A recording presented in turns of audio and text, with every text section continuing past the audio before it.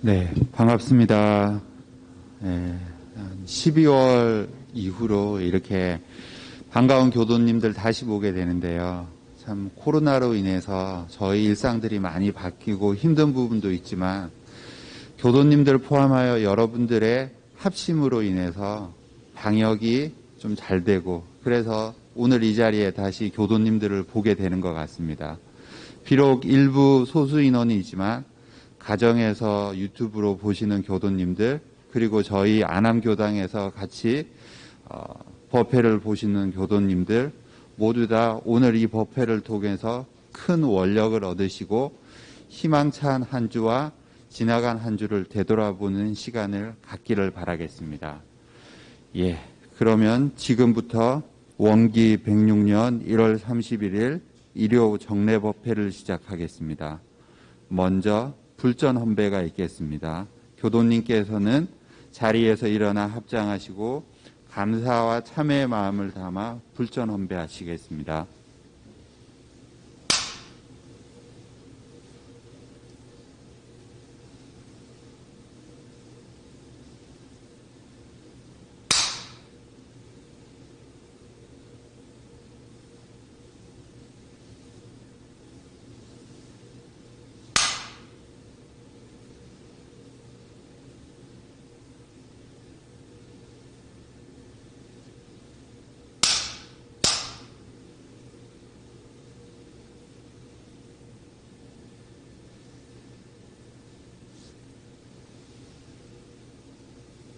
네, 교도님께서는 자리에 앉아주시기 바랍니다. 다음은 바른 자세와 온전한 마음으로 입정과 독경이 있겠습니다.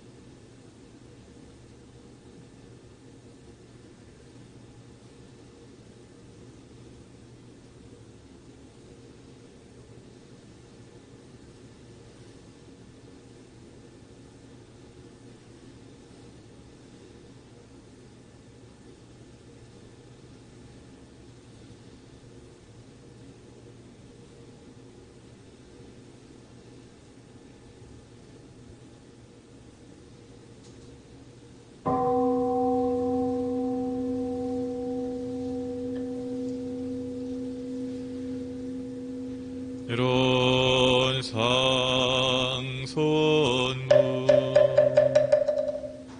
이러는 언어도 나는 입정서이요 유무조원을 생사무님 선지부모 동포 법률을 본원이요 제불도사 법무증생의 성품으로 능이성 유상하고 능이성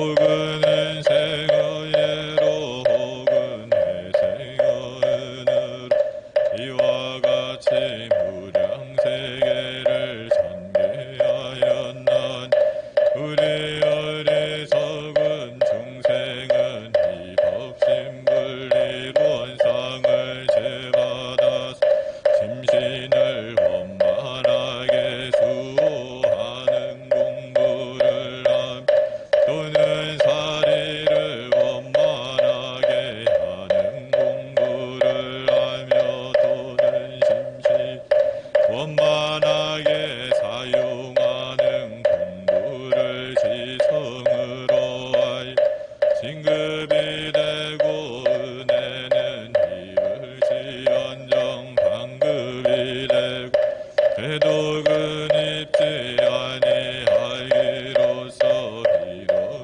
의력을 얻도록까지 서원하고 이원의 재성에 합하도록까지 서원함. 원불교 106년 안암교당 비전 서원문 안암교당 교도학 세우는 우리들 마음의 기쁨과 희망을 심 온 세상의 은혜를 함께 나누기 위해 원기 106년 편안하고 아름다운 법도량에서 사용 의무를 이행함 교육훈련으로 인재를 양성하는 교당 헌배와 사경으로 버려리 교당 지역사회와 함께하는 교당 교화의 성공 모델이 되는 교당이 되기를 선함.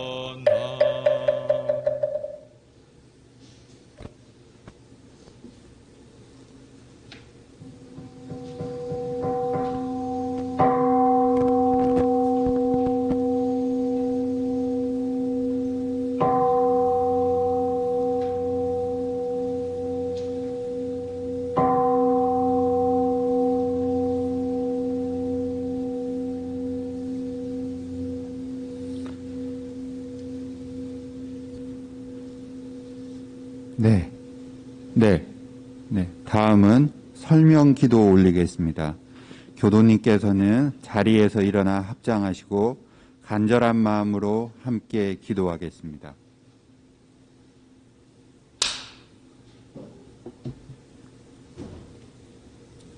천지하감지위, 부모하감지위, 동포응감지위, 법률응감지위, 원기 106년 1월 31일 원불교 안암교당 교도율동은 삼가 재개하옵고 법신불 사안전에 간절한 마음으로 두서 모읍니다.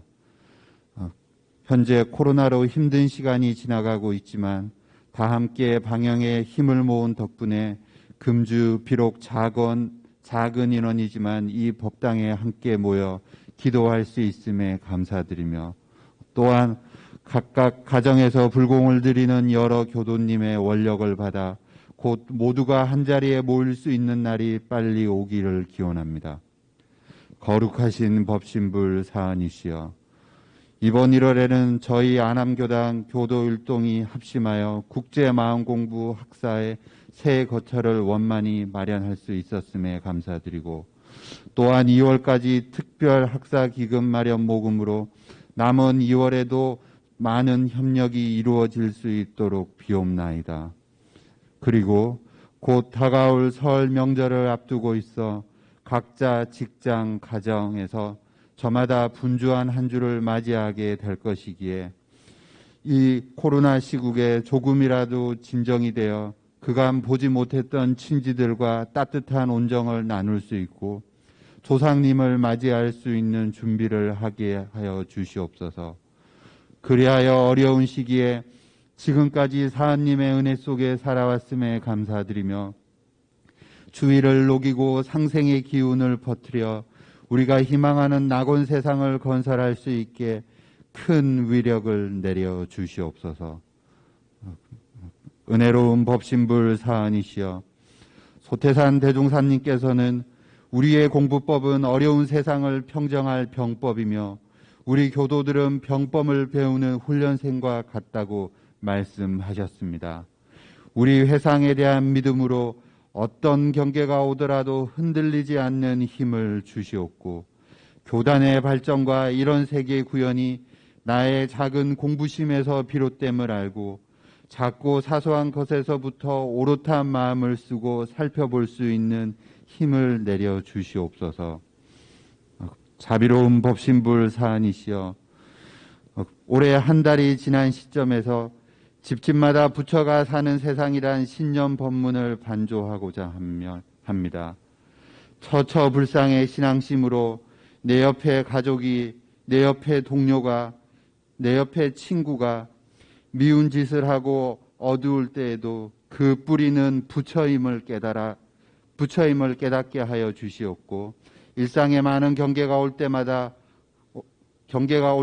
고난이 축복이다라는 선지님의 가르침을 되새겨 매일 불공할 수 있는 힘을 주시옵소서. 그리하여 각자 가족과 직장, 교단 아래서 목표 삼았던 선에 더 정진할 수 있게 하여 주시옵고 원망 구족하고 지공무사한 공부심으로 그 마음을 놓치지 않게 하여 주시옵소서. 저희 안암교당 교도율동은 간절한 마음 모아 일심으로 비옵나이다.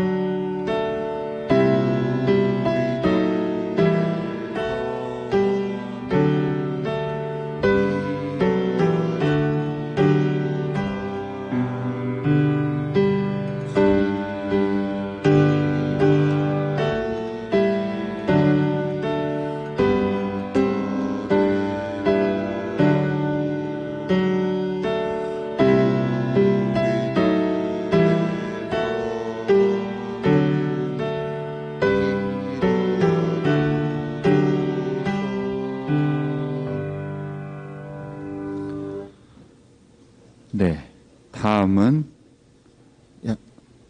교도님께서는 자리에 앉아주시기 바랍니다. 네, 다음은 법어 합독을 하겠습니다. 오늘 함께 봉독할 법문은 대산종사 법문 3집 68 내장삼 신불입니다. 전서 1쪽과 스크린 회보 1면을 참고하여 주시기 바랍니다.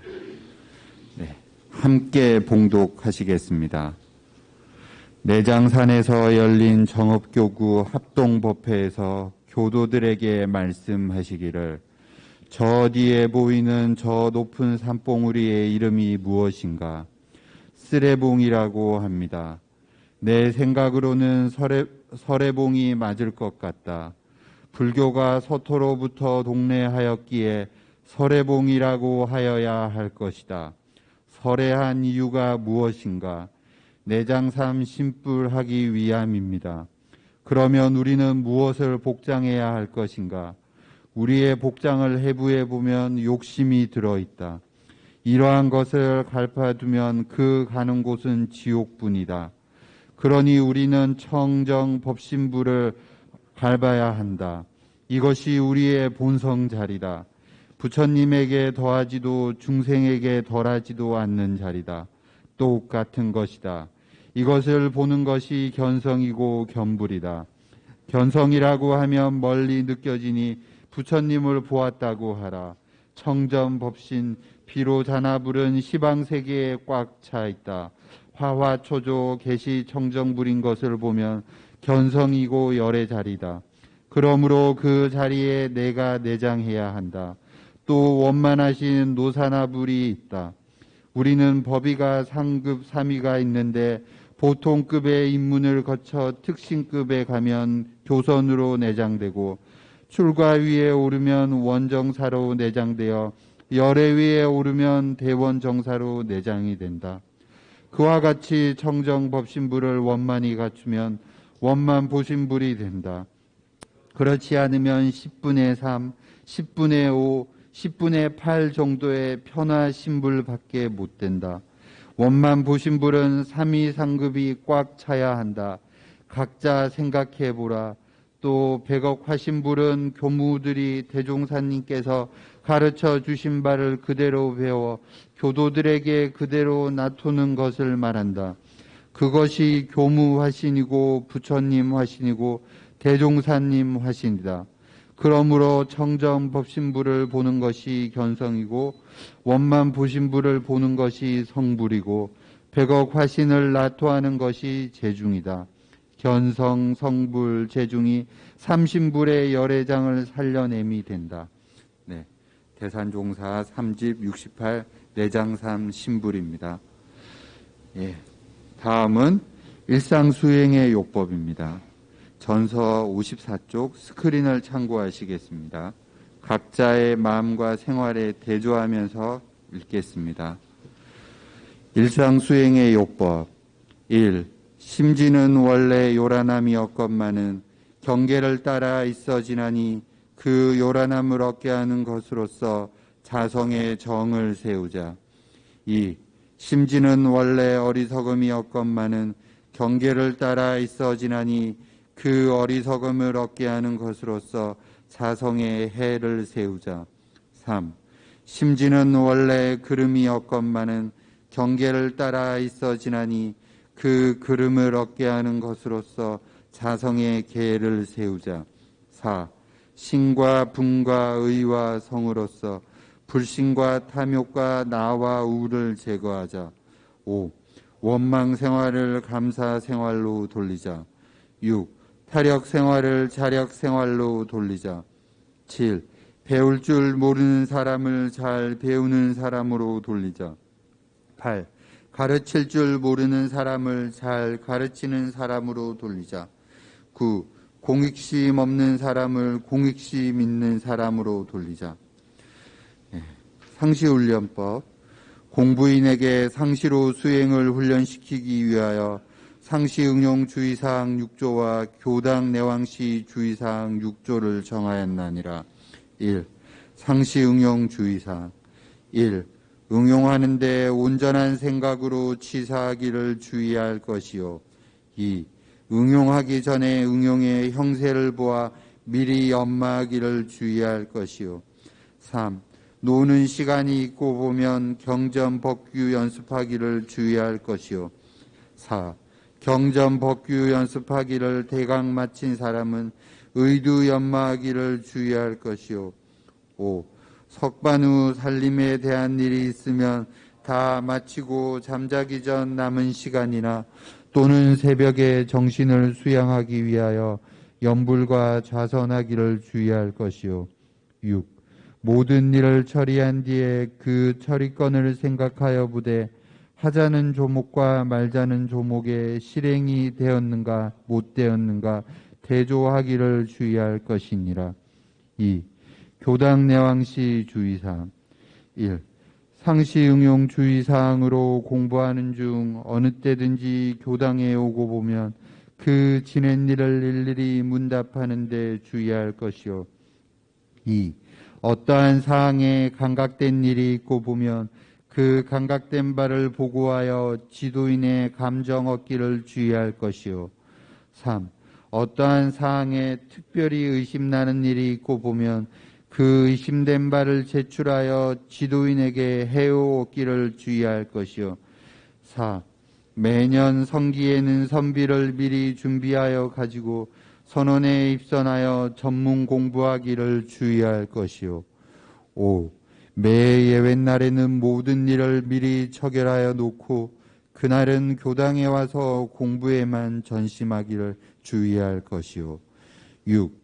교당에 다녀갈 때에는 어떠한 감각이 되었는지 어떠한 의심이 밝아졌는지 소득 유무를 반주하여 본 후에 반드시 실생활에 활용하기를 주의할 것이니라. 네. 다음은 출가 감상단 발표가 있겠습니다. 예.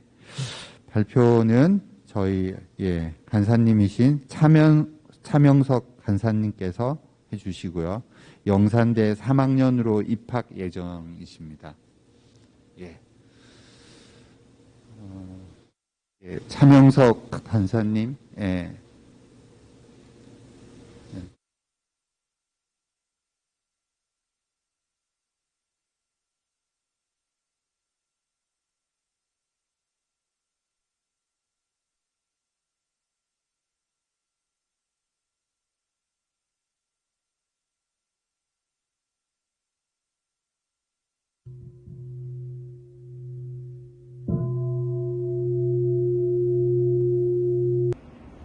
안녕하세요. 저는 차명섭이고 안암교당에서 얼마 안 남은 간사 근무를 하고 있는데요. 이제 떠나려고 이 자리에 서게 되니까 처음 교당을 왔을 때가 떠오르네요. 저는 여기 옆에 있는 학교를 다니게 되면서부터 안암교당에 오게 됐는데요. 그게 2008년이니까 벌써 13년 전이네요. 오랜 기간 바둥바둥 된 끝에 고대대학원 생명공학과에서 소중의 과정을 잘 마치고 바라던 박사학위도 얻었네요. 그리고 이번 봄에 영산선악대학교 3학년으로 편입하게 됐는데 이제 공부를 정말 열심히 하면 4년 뒤에는 저도 교무님이 될 수 있겠네요. 공부만 20년 넘게 해왔는데 또 공부하려니 만만치 않으리라 생각합니다만 아주 설레네요. 이제 성자는 어떤 사람인가? 나도 성자가 되어보자는 걸 인생의 컨셉으로 잡고 살려고 합니다. 지금은 출가한 사람이지만 저는 학생 때는 원불교에 크게 신심 있거나 특별한 체험 있거나 그러진 않았던 것 같아요. 다만 저는 좀 이성적인 거나 관심 받는 걸 좋아하는데 어릴 때 본 원불교가 좀 특이하기도 했고 교리가 그래도 잘은 모르지만 사은사요, 삼학팔조는 들어보니 좀 합리적이겠구나 하는 생각은 했어요. 중학생 때부터는 학생법회가 따로 없어서 일반법회에 참여하다 보니까 재미도 없게 하는데 내가 굳이 왜 가야 되나 하고 교무님한테 삐져서 교당을 안 나갔습니다. 고등학교 다니면서는 참 힘들게 지나가기도 했는데 저는 다행히 주위 인연들의 많은 배려로 공부에 집중할 수 있었던 시간이었어요.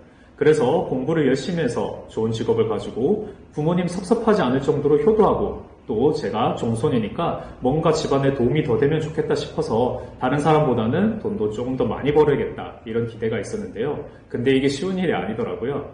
그래도 안암교당과 깊은 인연이 있었는지 고등학교 졸업식 당일에 극적으로 고려대학교에 합격해서 참 기뻤습니다. 고대와 인연이 교우됐던 덕에 저도 안암교당에 올 수 있었던 계기였습니다. 저는 교당 오면 마음공부방과 법회가 정말 좋았는데요. 그때는 진리에 대한 인식보다는 설교 듣다 보면 내 스스로 철학적, 지적 사유가 확장되는 그 순간이 참 좋았거든요. 그런 순간이 많아지니까 원불교 더 배워서 살면 내가 잘 살겠구나 이런 생각이 들더라고요. 그쯤 되니까 교무님 참 멋지다. 종교라는 것은 마음의 안식을 주기 위해 듣기 좋은 소리만 해주는 곳은 아니었구나 이런 생각이 들더라고요. 아무튼 그러다가 이제 군대를 가가지고 남는 시간에는 원불교 전설을 봤는데 보다 보니까 이상하게 재밌어가지고 나중에는 시간을 만들어서 4번을 보고 나왔습니다. 그러면서 스스로 많은 공부가 됐거든요. 이때 뭔가 정말 욕심 없이 그냥 공부하고 수양하고 때때로 연습할 수 있는 시기였는데 정말 스스로도 눈빛이 맑아지는 게 느껴지더라고요.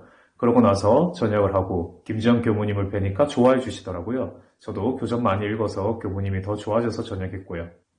교무님께서 명섭이 기운이 많이 좋아졌구나. 남자라면 이제 전역도 했으니 어떻게 살 것인가 하고 물으시니까 저는 또 교전 4번 보고 나왔으니까 교무님, 우주 성리를 잘 활용해서 세상에 사는 사람들을 잘 살게 하겠습니다. 교무님께서 그 말을 듣고 빙긋 웃으시더라고요.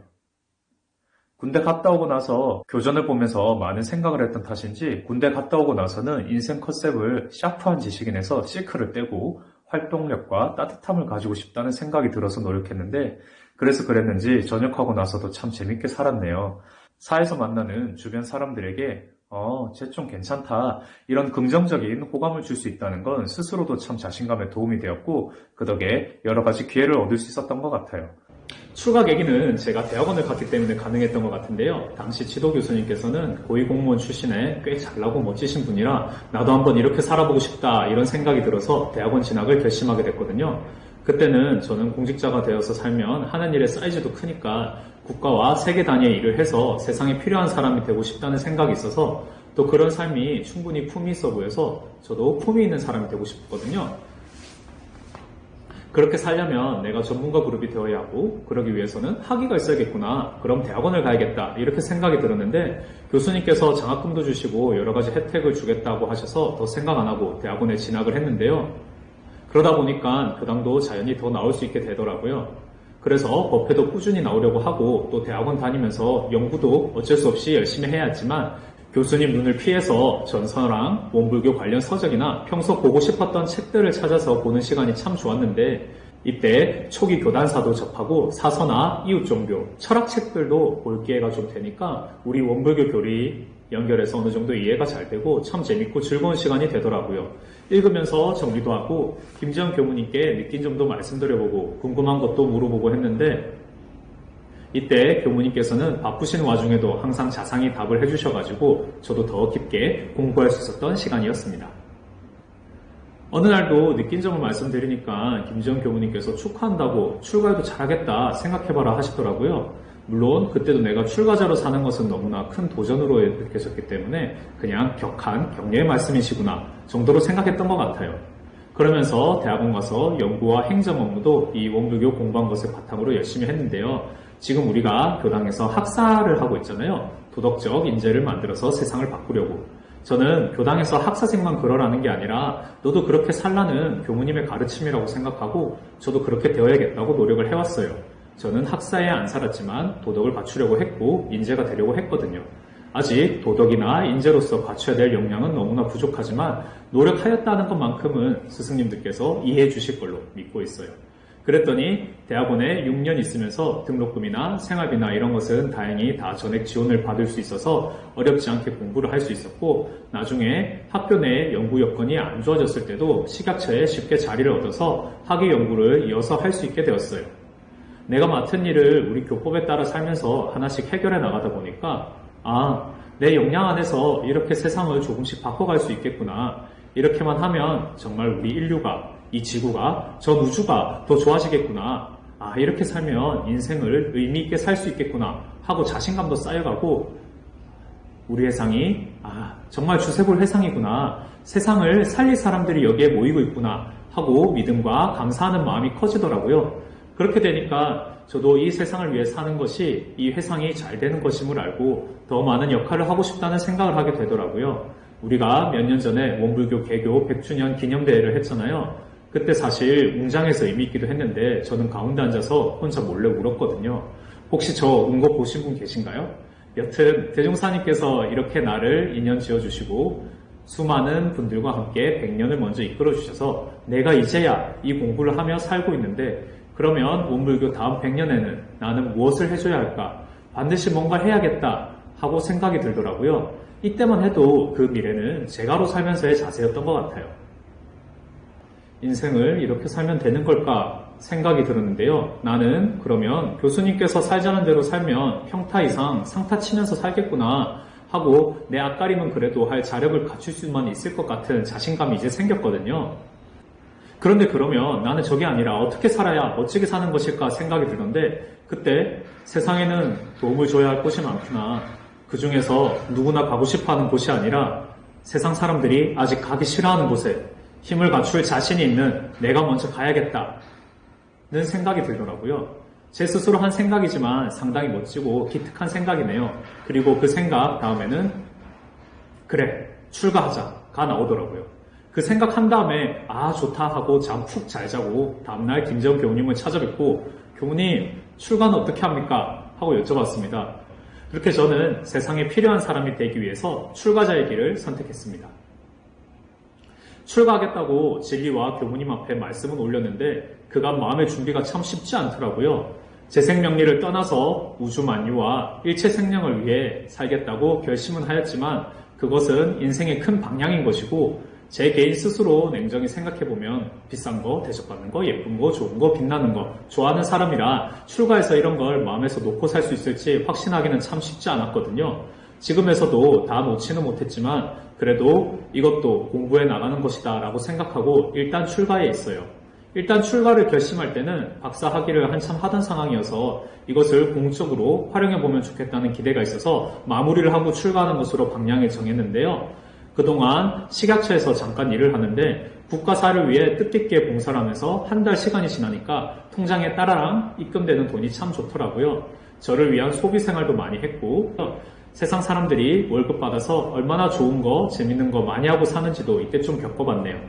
학교에 있을 때는 몰랐지만 돈을 조금이라도 벌다 보니까 이렇게 누리면서 살아도 뭔가 이상과 현실 모두 따라갈 수 있을 것만 같은 장밋빛 미래도 그려지고요. 학위를 갖춰가는 과정에서 학문적, 업무적 성과나 평판도 늘어나니까 끌어줄 수 있는 주변 인연들도 많이 계시고 이분들과 같이 일을 하면 많은 사람들이 원하는 어디 가서 한 자리 하는 거, 사회적으로도 남들이 원하는 지위 충분히 성취할 수 있겠다 싶더라고요. 출가 전까지는 대학원생까지 공부나 하면서 참 궁상맞게 일생을 그것만 바라보고 살아왔는데 출가를 하겠다고 결심하고 나서 좀 살만해지는 경계가 찾아오더라고요. 이런 와중에 또 가족과 주변 인연을 어떻게 잘 설득하느냐도 큰 문제였는데요. 당장 온 집안이 다 반대를 하더라고요. 저는 공준과 회상을 위해서 출가를 하는데 제가 출가를 하겠다고 출가 원서를 써가지고 도장을 준비해서 가니까 엄마한테 처음 들은 소리가 니는 왜 네 생각만 하는데 였어요. 그때 엄마도 본인 때문에 집안에 자식 한 명이 출가를 하게 된 것 같아서 참 힘들었다 하시고요. 아빠도 장성한 아들을 통해서 기대하시는 부분이 있으셨고 여동생들은 우리는 오빠 니를 믿었는데 니가 부모님께 효도는 안 하고 감히? 이런 눈치였고요. 당장 주변 인연들이 이렇게 반대를 하니까 내가 출가해서 사는 게 잘한 선택인가? 이 사람들에게 내가 갚아야 할 옥보를 이번 생에 갚아서 선현으로 이어가야 되나 이런 생각까지도 드니까 출가자로 살면 마음이 편하지 않을 수도 있겠다 싶었거든요. 최대한 집중을 해서 졸업을 해야 마무리를 하고 빨리 출가를 하는데 이것도 녹록치 않지. 집에서는 그거 왜 하냐고 하지 말라고 하지. 여러 방면으로 참 마음에 압박이 많았는데요. 그러니까 고향집에도 가기가 싫고 가족이 다 짐처럼 느껴지더라고요. 그래도 일체 생명을 위해서 결단을 내렸으니 이제 이 문제도 잘 해결해야 하는데 사실 살면서 주위 사람들이 반대하는 결단을 내려본 적이 없거든요. 저는 항상 문제가 생기면 모든 상황에서 유하게 다 만족시키는 수를 찾으려고 노력했는데 이 문제는 그렇게 되지 않아서 신경 쓰기가 아예 싫어져 버리더라고요. 그래도 저는 일단 결단을 하였으니 말로 어떻게 설득하기보다는 더 잘 공부해서 내가 잘하겠다는 확신을 드려야겠다 이런 생각을 하였고 제 스스로도 그런 마음을 더 흔들리지 않게 할 필요가 있겠다 이렇게 생각했어요. 학위 과정 일은 노력에 비해 제대로 처리되지 않지. 제 잘못은 아니지만 인연관계로 인해 제 연구를 방해하는 커다란 세력도 있었지. 얼른 출가해서 얼른 공부하고 얼른 공도사업해야 되는데 내 노력 이외의 상황으로 시간은 지연되고 있지. 무언가 확신할 수 있는 것은 아직 아무것도 없는데 시간은 한정되어 있지. 정말 식약처 저희과 사무실에 인원이 40명이 넘는데 아침에 제일 먼저 가서 불 켜고 제일 늦게 나와서 불 끄고 1년은 그렇게 살았어요. 그러니까 사람관계를 일부러 끊어야 하지. 또 그러니까 학위한다고 배려받은 게 회사에서는 시기 싫다는 사람도 있지. 교수님들도 연락 오면 힘들어만 하시지. 그렇다고 우리 집 식구들이 조력해주지도 않고 조력해줄 수 있는 일도 아니지. 이때 정말 수양, 연구, 치사를 과학, 도학, 영육, 쌍전으로 다방면으로 싸우고 있더라고요. 그래서 아침마다 기도하면서 단전의 기운을 모으고 책으로 본 대종사님, 정산종사님 말씀 생각하며 내가 세상에 해줘야 할 앞으로의 운명을 생각하며 그 힘으로 하루를 잘 꾸려냈던 것 같습니다. 일이 잘 되어도 잘 안 되어도 매일 같은 마음으로 하루를 시작했어요. 기도하면서 앞으로 정말 공도자, 수행자로서 잘 해볼 테니 지금 제가 하는 실험이며 논문이며 회사일이며 인연이며 사님께서 좀 도와달라고 기도를 많이 했어요. 또 우리 집 식구들, 부모님께 예를 구하는 일도 뒤로 미뤄져 버리고 그때 자식된 도리로서 참 죄송한 일이지만 그럼에도 불구하고 지금은 제 뜻을 이해해 주시고 많이 격려해 주시고 도와주셔서 참 감사드리고 있어요. 출가자는 우주가 진리가 하려는 일을 하는 사람이 되어야겠구나 하고 생각이 드는데요. 거창한 듯 하지만 그 일에 무상으로 하면 그렇게 되겠더라고요. 아침에 밥 먹고 나면 교당 앞을 제가 쓰는데 담배꽁초를 꼭 교당 앞에 버리는 분들이 계시더라고요. 처음에는 이게 그냥 있나 보다 해서 쓸다가 버리는 사람을 목격도 해보고 하니까 아이고 저런 속 없는 사람 하필 버려도 교당 앞에 버렸으니 영생을 어쩌려고 저러나 이런 생각도 하다가 내가 잘 쓸어주면 그게 나랑 인연이 되어서 교화와 제도의 인연이 되겠구나 이런 생각이 들어서 자비롭게 좀 쓰러지더라고요. 그런데 빗자루를 탁 놓고 나니까 한 생각이 더 드는 게 내가 지금 여기에 어떻게 있나 온 지 벌써 몇 달 되었는데 이게 다 먹고 자고 씻고 하는 게 다 교도님들께서 해주신 거더라고요. 몇 달 안 먹으면 굶어 죽고 몇 달 밖에서 잤으면 얼어 죽었을 텐데 이게 지금 내가 쓸고 있는 게 아니라 우리 교도님들 대리로서 대표해서 쓸고 있구나. 내가 사없이 상을 안 내고 생색 안 내고 쓸어버리면 저분이 우리 교도님들하고 우리 회상하고 인연이 바로 되겠구나. 그럼 더 제도가 쉽겠구나. 이런 생각이 들더라고요. 줌모닝, 선모닝, 온라인 출가 여행도 마찬가지더라고요. 이렇게 우리 교당에서 줌모닝이나 온라인 교화가 잘 이루어질 수 있도록 한 것은 시대적인 또 우리 교도님들의 집단적인 인연 배경이 있었던 거더라고요. 대종사님께서 만드신 회상에 김재원 교무님께서 만드신 출가 여행이고 또 박세훈 교무님, 전성욱 교무님께서 그 훈련 분위기를 이어오셨고 또 구체적인 방법을 지도해 주셨고 이재선 교도님께서도 의견 주신 게 주인의 신경에서라야만 나올 수 있는 것으로 주셨고요. 제가 방송에 계속 나오니까 제가 마치 잘해서 지금까지 잘 이어져 오고 있는 양 생각을 하면 그건 좀 하수 같아 부끄럽고 나 아니고 연불하는 인형, 좌선하는 인형이었어도 잘 되었을 거라고 생각이 드는데 그런데 그것처럼 하고 있는 것이 싫은 게 아니라 내가 당면한 그 순간에 그 역할을 잘해서 우리 교도님들께 수양의 기회를 좀 더 편히 가질 수 있도록 하는 게 기쁜 일이구나. 도리에 앉아서 연불을 한다. 연불하는 인형, 좌선하는 인형, 내가 앞으로 이 마음으로 살아가야겠구나 하고 생각이 들었어요. 그래서 내 인연들도 공중의 한 사람으로 내가 잘 모시고 또 내가 그렇게 잘 살아서 내 주변 인연들이 모두 대중에게 축복받고 감사받도록 하며 사는 것이 더 크게 효도하는 대효자, 더 크게 은혜 갚는 대보은자의 길이겠구나 하고 생각 들더라고요.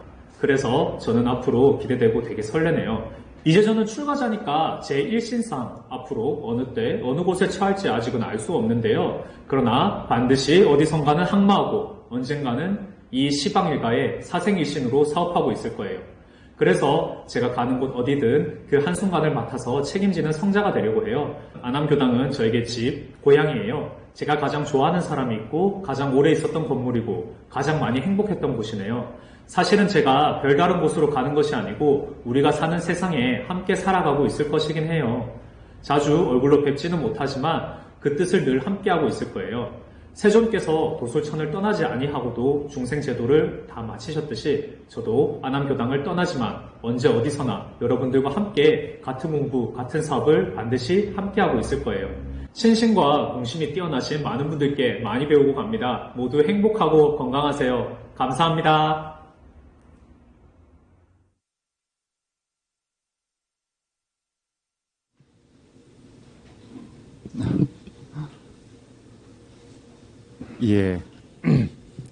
저희가 살아가다 보면은 늘 이렇게 선택을 하고 결심을 하게 됩니다. 가장 큰 선택 중에 하나가 저는 출가라고 생각을 합니다. 그렇게 많지 않은 나이에 선택을 하고 결심을 하고 그리고 처음에 목표를 삼았던 그 서원에 더욱더 정진하기를 바라겠습니다. 오늘 차명석 간사님 TV에서 빛이 나는데요. 한 번 더 여기 교도님들 큰 박수 좀 부탁드리겠습니다. 훌륭한 성직자로 이렇게 정진하시기 바랍니다. 그러면 다음은 성가 같이 부르겠습니다. 같이 부를 성가는 17장 우리는 대종사님 해명의 등불입니다.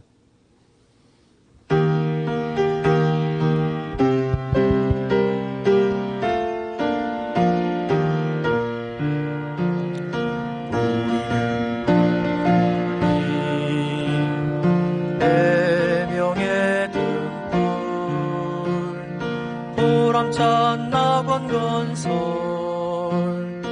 앞장선 일꾼 거룩한 이론대도 누리의 빛은 지방의 두루비치 광명의 사도 나가세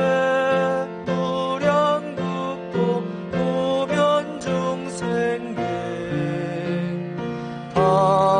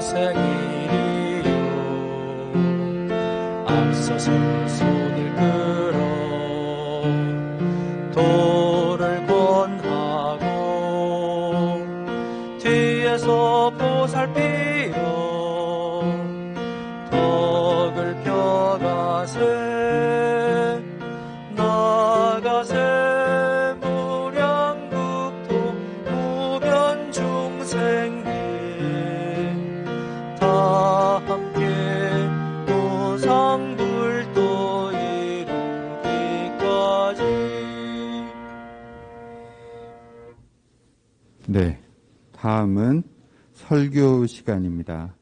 안암교당 주임 교무님이신 박세웅 교무님께서 겸불, 성불, 재중을 위한 3가지 질문이란 주제로 설교해 주시겠습니다.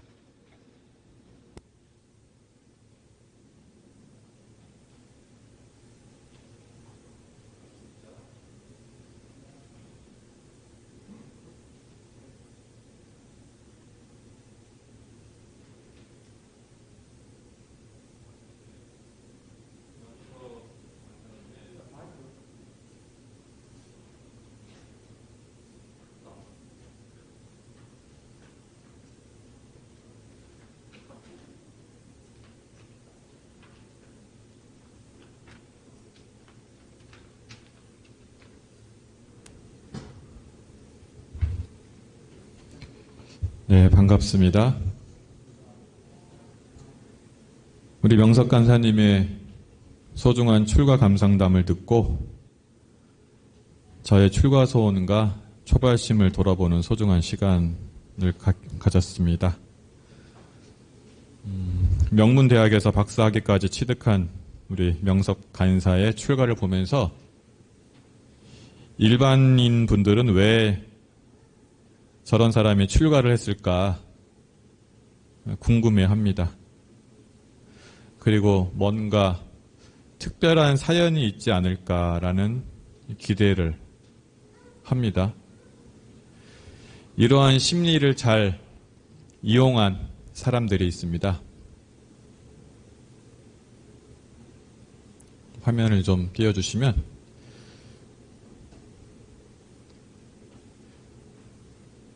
출판사에서는 베스트셀러 작가를 만들기 위한 공식이 있다고 합니다. 첫 번째는 독신 수도자여야 된다. 그리고 두 번째 조건은 얼굴이 잘생긴 미남. 그리고 마지막 조건은 세계 최고의 명문인 하버드대 간판. 이 3가지가 갖추면은 베스트셀러가 탄생한다고 합니다. 형각 스님은 이 모든 조건을 갖췄죠. 예. 독신 수도자에다가 미남이죠. 예. 그리고 하버드대를 나왔습니다. 하버드대에서 비교 종교학 석사를 했죠. 네. 그래서 대성공을 거뒀습니다. 이 만행이란 책이 저도 읽었는데 100만 부 이상 팔렸죠. 그래서 현각 스님이 연예인급이 됐습니다. 현각 스님은 안거를 무려 32차례나 했거든요. 안거라고 하는 것은 3개월 동안 모든 것을 끊고 집중 수행 기간을 갖는 겁니다. 보통 3월에서 7월 정도 이렇게 하는데 이것을 32차례나 하셨죠. 그만큼 진리에 대한 구도에 대한 깊은 구도심이 있었습니다. 그런데 현각 스님이 안거를 마치고 선방을 나설 때마다 신문사와 방송사의 인터뷰 요청이 빗발쳤고 크고 작은 사찰들에서 법문 요청이 쏟아졌습니다. 대중은 현각 스님을 가만히 두지 않았습니다. 그래서 현각 스님은 작정을 하고 한국을 떠났습니다. 2009년 9월에 독일로 가서 독일 내년에 선방을 차렸습니다. 현각 스님이 한국을 떠날 때 이렇게 얘기했습니다. 나는 그동안 한국에서 연예인으로만 살았다. 그 말은 수도인으로서 공부인으로서 깊은 속내에서 올라오는 고백이자 반성의 소리였습니다. 현각 스님이 떠나자 출판계는 그 다음 스타를 찾았습니다. 예, 출판계도 운영을 해야 되니까요. 예. 그런데 그 두 번째로 그 조건을 충족시키는 분이 나타났는데 그분이 해민 스님입니다. 그래서 해민 스님 독신이죠. 예, 결혼 안 하셨죠? 잘생겼죠? 예. 그 다음에 하버드대 나오셨어요. 예. 거기도 하버드대 신학대 석사 나왔잖아요. 3가지가 충족되자마자 멈추면 비로소 보이는 것들, 이 책 저도 읽었는데 초대형 베스트셀러가 됐습니다. 300만 부가 팔렸다고 합니다. 네. 혜민 스님은 스타 스님이 됐습니다. 그런데 제가 가만히 보니까 우리 교단에서도 스타를 물색을 해서 이 세 가지 조건을 충족시키는 사람을 찾았는데 그것이 명섭간사가 아닐까. 예. 독신이죠? 네. 잘생겼습니다. 예. 하버드대보다 더 훌륭한 고려대학교, 예. 제가 보기엔 더 훌륭한 고려대학교를 나왔습니다. 이 세 가지가 충족이 돼서 청춘 출가, 2가 베스트셀러가 될 것으로 예약을 하고 있습니다. 지금, 예. 벌써 우리한테 인쇄가 들어오고 있습니다. 교당에. 예. 형각 스님은, 예, 형각 스님의 스승은 숭산 스님입니다. 저도 무척 존경하는 분이고, 이분의 책도 많이 보고 했었는데, 한국 불교와의 세계화 하면 떠오르시는 분이 숭산 스님이죠. 예. 미국에서 참 다양한 석학들을 교화하셨죠. 형각 스님이 출가하기 전의 일입니다. 처음 이제 숭산 스님하고 만났는데 자신의 이름을 밝힌 뒤 자기에 대해서 이제 소개를 했어요. 예. 우리 아까 명섭교구 한 것처럼 소개를 했어요. 자기는 카톨릭 집안에서 자랐고 나는 어떤 공부를 했고 나 비교 종교학 석사다. 그죠? 그리고 쇼펜하우를 통해 불교 사상을 난 처음 접했다. 이런 얘기를 했습니다. 말없이 듣고 있던 숭산 스님이 버럭 소리를 질렀습니다. 너는 누구냐? 라고 그렇게 물었어요. 그러니까 형각 스님이 멍해가지고 당황을 했어요. 계속 얘기했잖아요. 나는 누구라고요. 정신을 가까이 차리고 형각 스님의 원래 이름이 폴 민젠인데 저는 제 이름은 폴 민젠입니다. 라고 하니까 숭산 스님께서 다시 소리 질렀습니다. 그건 내 어머니가 지어준 이름이다. 그것을 받기 전에 이름이 없었다. 너는 누구냐? 라고 물었습니다. 충격을 받았어요, 그때. 멍하니 있다가 모르겠습니다. 라고 대답을 했습니다. 그러자 숭산 스님께서는 이렇게 말씀하셨습니다. 그것을 공부해라. 그것만 공부해라. 이제 책은 그만 봐라. 이렇게 이야기를 하셨다고 합니다. 너는 누구냐? 이 한마디에 이제 충격을 받으신 거죠? 대답을 못했어요. 네. 그동안 배워왔던 걸로 대답이 안 돼요.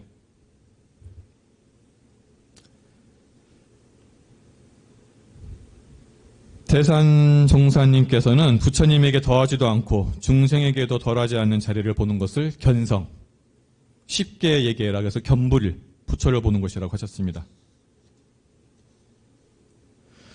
견불을 하기 위해 우리가 스스로에게 끊임없이 해야 되는 질문이 있습니다. 그 질문이 나는 누구인가? 승산 스님께서 형각 스님에게 너는 누구냐 하고 물었을 때 처음에 형각 스님께서 당황해서 제대로 대답을 못하셨죠. 지금 제 설교를 시청하고 있는 교도님들에게 묻겠습니다. 당신은 누구십니까? 그리고 스스로에게 한번 물어보시기 바랍니다. 나는 누구인가? 박세훈이라는 이름이 저일까요? 부모님께서 이름을 지어주시기 전에는 이름이 없었습니다. 그럼 그때의 나는 누구일까요? 지금 보고 있고 듣고 있고 말하고 있고 냄새 맡고 있는 것이 나일까요? 그러면은 꿈도 없이 잠잘 때는 내가 어디에 있고 그때의 나는 누구입니까? 우리는 모두 조상이 같고 고향이 같고 나이가 같습니다. 대산상사님께서 그렇게 말씀하셨습니다. 우리의 조상은 이론이고 우리의 고향도 이론이고 우리의 나이도 이론입니다. 나는 이론입니다. 대종사님께서는 이론의 속성에 대해서 세 가지로 말씀하셨죠. 이론의 세 가지 속성은 또 나의 세 가지 속성입니다. 이론은 비어있고 밝고 조화로운 속성이 있습니다. 그러면 나도 비어있고 밝고 조화롭습니다. 나만 그런 것이 아니라 내 가족도 비어있고 밝고 조화롭습니다. 우리 이웃도 비어있고 밝고 조화롭습니다. 내 직장 동료도 비어있고 밝고 조화롭습니다. 내가 미워하는 그 사람도 비어있고 밝고 조화롭습니다. 내가 키우는 강아지도 비어있고 밝고 조화롭습니다.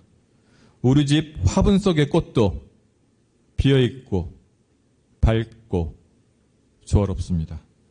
지금 들고 있는 스마트폰도 비어있고 밝고 조화롭습니다. 우주 만물이 그런 줄 알고 그렇게 바라보는 것이 겸불입니다. 이것을 이론상 법어에서는 이렇게 표현하시죠. 원망구족하고 지공무사하다.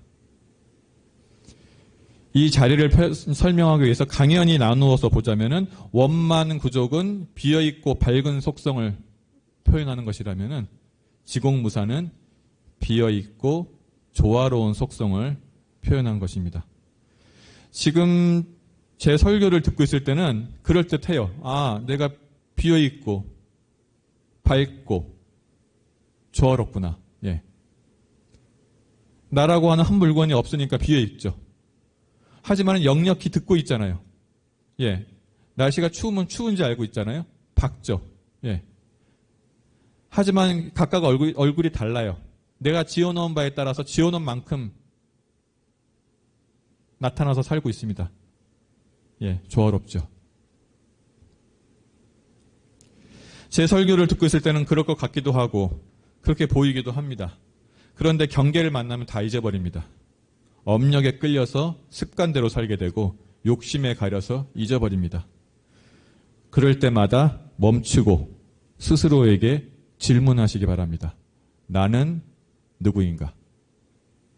그리고 스스로에게 답해 보시기 바랍니다. 나는 원래 비어있고 밝고 조화롭다. 나는 원망구족하고 지공무사하다. 나만 그런 것이 아니라 우주 만물이 그렇다. 그것이 겸불입니다.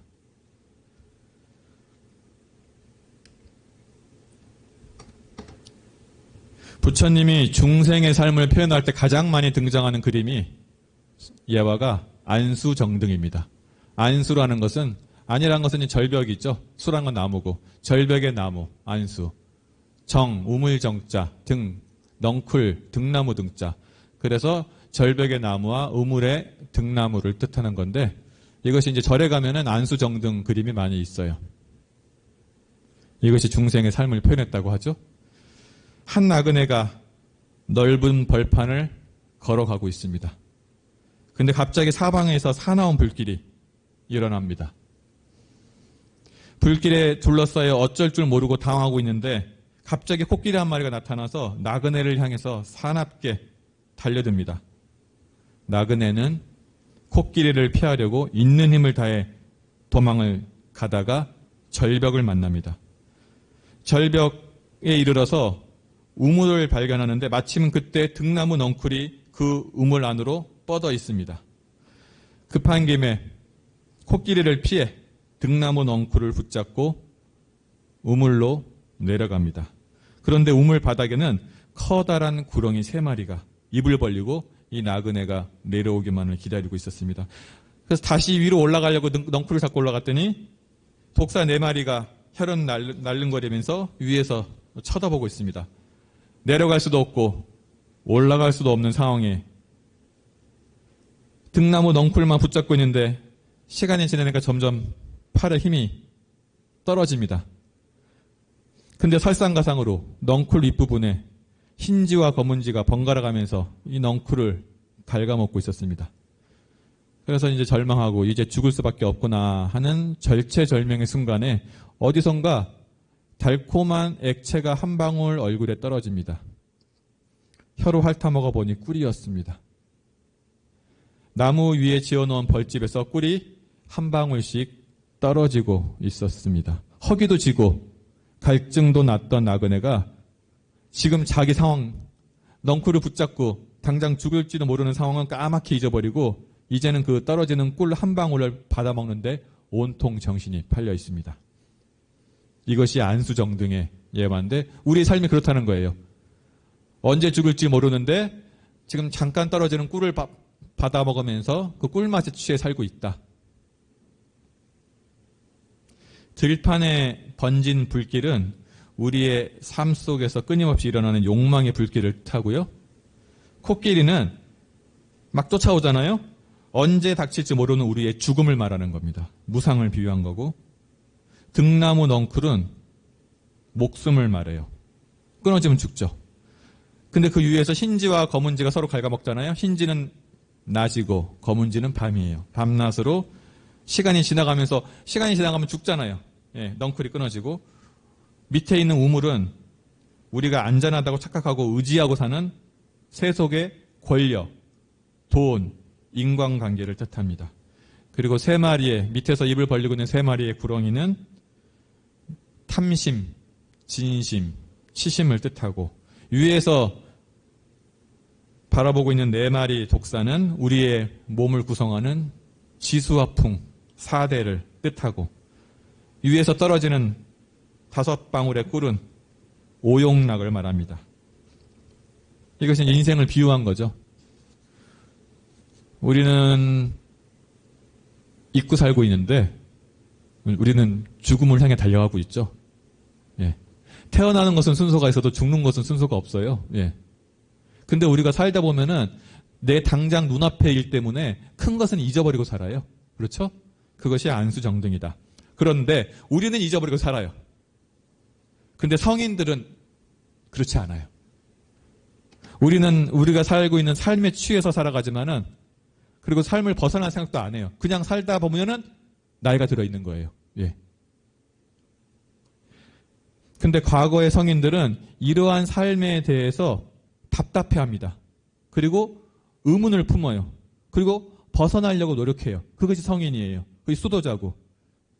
그래서 성인의 구도 과정이 그렇습니다. 성인들이 공부하신 경로가 있는데 석가모니는 이거에 대해서 답답한 거예요. 그래서 사문유관, 사람이 태어나고 늙고 병들고 죽는 것을 보면서 무수한 사람이 봤지만 의심을 안 걸었어요. 근데 석가세조는 의심이 걸리는 거예요. 왜 태어났지? 왜 늙지? 사람은 왜 병들지? 사람은 왜 죽지? 그 의심 안 하시잖아요, 잘. 네. 석가모니는 이게 태어나면서 이게 어렸을 때 의심이 들어요. 그리고 사람은 왜 이렇게 괴롭지? 이 괴로움은 어디서 생기지? 이 괴로움은 어떻게 해결하지?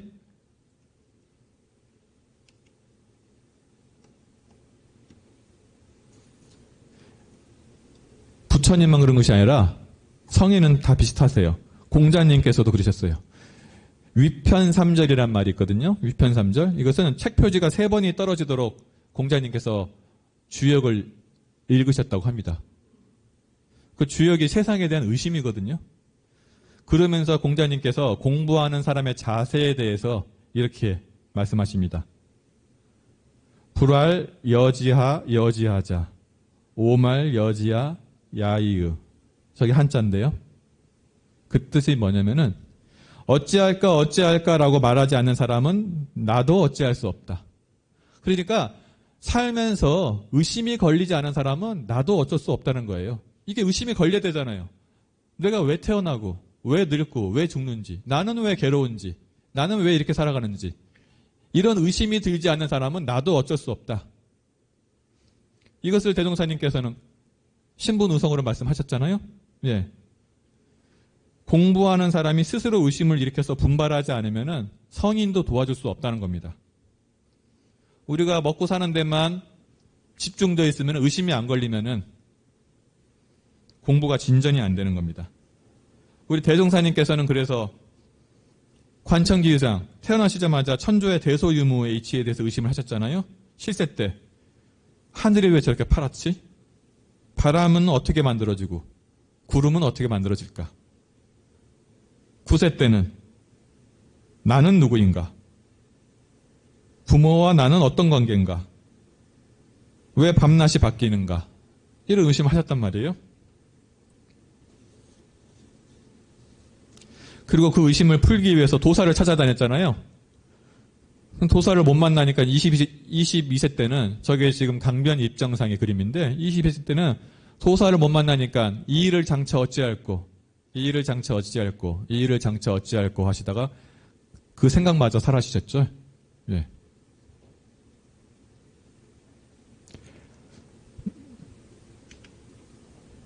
마음속에 구도에 대한 열정이 있으면은 공부심을 가지고 까닭 있게 사는 사람이라면은 마음 가운데 늘 의문이 있습니다.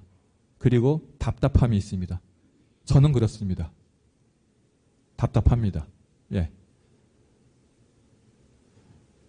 저는 스스로에게 이런 질문을 자주 던집니다. 무엇이 들어서 이렇게 괴로운 것인가? 경계를 당해서 마음이 괴로울 때 이 질문을 스스로에게 던집니다. 무엇이 들어서 이렇게 괴로운 것인가? 괴로울 때는 분명 무엇인가 하나가 있습니다. 암한심이 들었던, 자존심이 들었던, 탐심이 들었던 그 한마음이 들어서 저를 괴롭히고 있습니다. 우리 교도님들도 마음이 괴로울 때는 스스로에게 질문을 보시기 바랍니다. 무엇이 들어서 이렇게 괴로운 것인가? 그 질문을 하면은 괴로움의 뿌리를 찾아갈 수 있고 그 괴로움의 뿌리를 찾아가면은 내 원래 자리에 합의를 할 수 있습니다. 내 본원 자리로 돌아갈 수가 있습니다. 그것이 성불의 한 걸음 다가가는 것입니다. 그런데 그냥 지금 사는 거에만 급급하면은 질문 없이 살아가시면은 답답함 없이 살아가시면은 금방 생로병사 이치가 돌고 돌아서 육도 윤회 수레바퀴 속에서 살아가게 됩니다.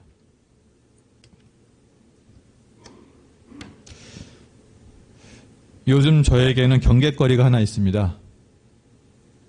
어떤 경계거리냐면은 제가 맡은 책임과 의무를 놓고 조용히 수양만 하고 살고 싶은 마음이 종종 일어납니다. 그냥 작은 교당에 가서 내가 좋아하는 책 보고 내가 원하는 만큼 수양하면서 살고 싶은 마음이 종종 일어납니다.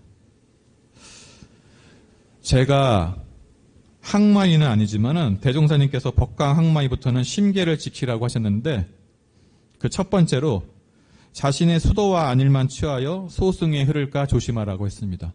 그냥 앉아서 자선하고 있으면 너무 좋아요. 행복해요. 다른 거 않고 이것만 하고 있었으면 좋겠어요. 예. 그래서 저는 대종사님께서 법강 항마이부터는 심계를 주시면서 자신의 수도와 안일만 취하여 소승에 흐를까 조심해라 하는데 그것이 그냥 내수양하면서 살면 편하거든요. 다른 거 신경 안 쓰고. 대산종사님께서도 항마 위에 오르고 보면은 조심하라고 하신 게 또 하나 있습니다. 진리가 다 알아서 하겠지 하는 무관심한 태도를 갖기가 쉬우니까 그런 무관심한 태도를 갖지 마라. 그냥 진리가 알아서 하겠지. 그걸 경계하라고 하셨거든요. 이게 다 소승의 마음이에요. 수도와 안일에 취하거나 진리가 알아서 하겠지. 저도 가끔 그런 무관심한 태도가 나타나곤 합니다. 진리가 알아서 하겠지. 대종사님께서는 수행품 51장에 불법은 원래 세상을 건지는 큰 도이거늘 도리어 세속을 피하고 산에 들어가서 다만 연불이나 강경이나 자선 등으로 일 없이 일생을 보내고 마침내 아무런 재중의 실적도 없다면은 이러한 사람은 다 불법에 사로잡힌 사람이다. 재중의 실적이 없으면은 불법에 사로잡힌 사람이다. 그래서 자신에게도 별 성공이 없고 세상에도 별 도움이 안 된다. 그러니까 내 수도하는 재미로만 살아가면은 자신에게도 별 도움이 안 되고 세상에도 별 도움이 안 된다는 겁니다. 재중을 한마디로 요약하면은 보훈불공입니다. 그래서 우리가 마음 공부로 힘을 쌓았으면은 내 한마음 편안한 데만 만족하거나 머무르지 말고 진리가 알아서 하겠지라고 방관하지도 말고 밖으로 보온불공을 해야 됩니다. 그래야 복도 짓고 삼대력도 증진되는 것입니다. 재중을 위해서 우리는 어떻게 더 많은 사람들을 행복해 할 것인가 라고 스스로에게 질문을 해야 됩니다. 오늘 제가 겸불, 성불, 재중을 위한 세 가지 질문을 던졌습니다. 겸불을 하기 위해서는 부처는 누구이며 나는 누구인가? 스스로에게 질문하셔서 본래 비어있고 밝고 조화로운 본래 부처, 본래 참나를 발견하는 것입니다. 나는 누구인가라고 얘기하면서 참나를 발견하시고 경계를 대해서 괴로운 마음이 일어날 때 무엇이 들어서 이렇게 괴로운 것인가 라고 괴로움의 뿌리를 찾아가서 참나를 회복하는 공부를 하시고 그냥 내 마음만 편안하게 살고 싶은 소승의 마음이 드러날 때 어떻게 하면 더 많은 사람들을 행복하게 할 것인가 하는 질문을 통해서 재중의 삶을 살아가시면은 올해 우리 신년법문 말씀처럼 광대무량한 낙원세계를 건설하는 품이 넓은 부처님이 되실 거라고 믿습니다. 제가 보기에 우리 명섭 관사는 이 세 가지 질문을 늘 마음속에 품고 살 것으로 여겨집니다. 우리 교도님들도 제가 출가의 구분을 벗어나서 이 마음을 가지고 살면은 더 큰 공부하실 수 있겠죠. 마지막으로 우리 명석관사가 큰 도인 되기를 우리 교도님과 함께 간절한 마음으로 염원하면서 오늘 설교 마치도록 하겠습니다. 감사합니다. 감사합니다. 네, 감사합니다. 교무님 설법 말씀 잘 새겨서 받들도록 하겠습니다. 다음은 성가 시간입니다. 같이 부를 성가는 80장 세상의 내 한몸이입니다. 성가집을 봐주시기 바랍니다.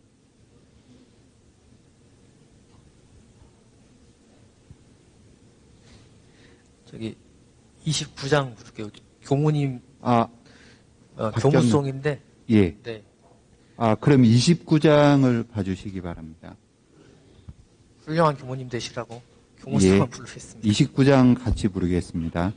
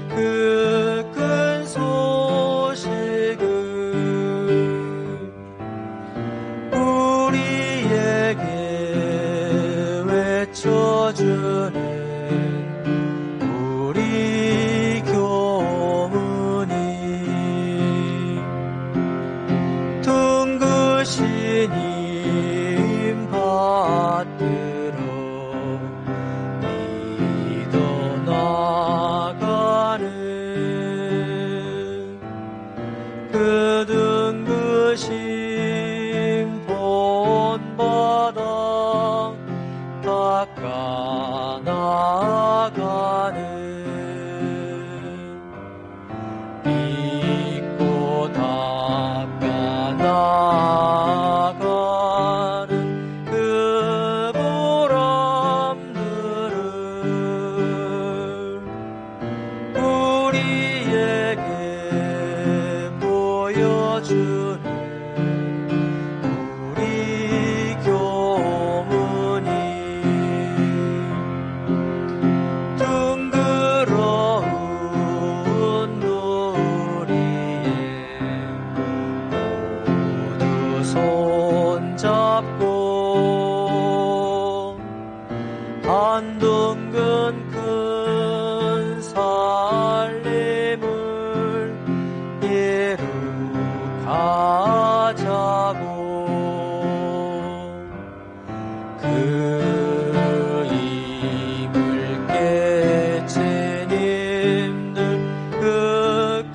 주신 빛을 우리에게 전해주는 우리 교문이.